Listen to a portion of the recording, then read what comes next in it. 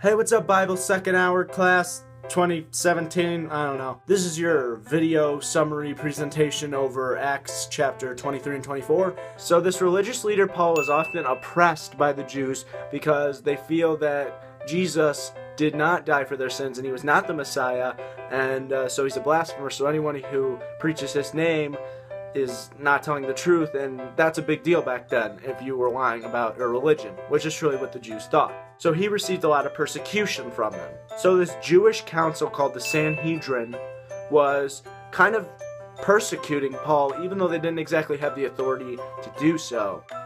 It says in here, Paul looked straight at the Sanhedrin and said, "My brothers, I have fulfilled my duty to God in all good conscience to this day." Okay, so that made Ananias really mad. So Ananias instructed all the guards standing near Paul to strike him. But the thing Paul says back may be worse than the blow he took to the face. Paul says, "God will strike you, you whitewashed wall. You sit there to judge me according to the law, yet you yourself violate the law by commanding that I be struck." Everyone kind of went into a riot at this point. They were thinking, you can't say that to the high priest of God. So Paul goes in and uses what he's very good at. He's very good at speaking and getting people to agree with him. And so what he says is kind of an apology. He says, "Brothers, I did not realize that he was the high priest. For it is written, do not speak evil about the ruler of your people." See, what he's doing is agreeing with them so that they'll accept him more. They won't be as mad at him. Now, all this commotion is going on, but Paul keeps level head due to God's wisdom, and he's smarter than the Sanhedrin. He knew that some of the people there were Sadducees and some of them were Pharisees. So what he does is he calls out, "My brothers, I'm a Pharisee, the son of a Pharisee. I stand on trial because of my hope in the resurrection of the dead." Now, when he says this, it's crazy town. Everybody starts talking, it's crazy, and everything goes into a ruckus. Is that a word? I think it's a word. It says in the Bible there was a great uproar. Now I know that's a word. Paul was excused, and later that night, God spoke to him, and God said, "Take courage, as you have testified about me in Jerusalem, so you must also testify in Rome." So the next morning, these Jews met and they bound themselves by oath not to eat or drink until they had killed Paul. Because they were mad. They hated the fact that Paul was so well spoken and made them look like fools a lot of the time. There were at least 40 men who met and were involved in this plot. So essentially what goes on here is these 40 Jews who plot to kill Paul go to the Sanhedrin and tell them, "We are ready to kill him before he arrived." The son of Paul's sister heard of this plot and went and told Paul.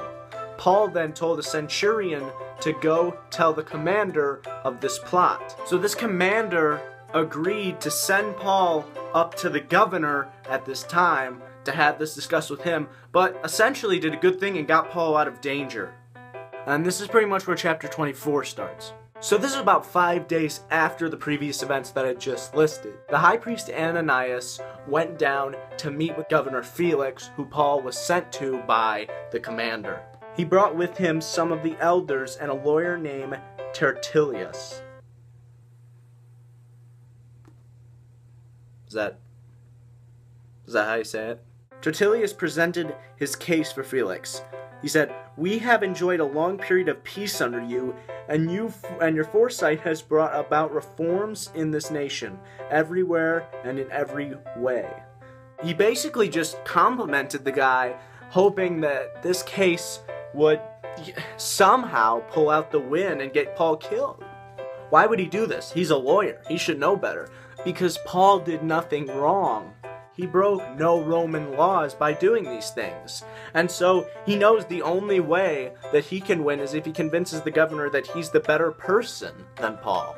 "We have found this man, Paul, to be a troublemaker and to only stir up chaos." When the governor motioned for Paul to speak, he said, "I know that for numbers of years you have been a judge over this nation, so I gladly make my defense. You can easily verify that no more than 12 days ago I went up to Jerusalem to worship.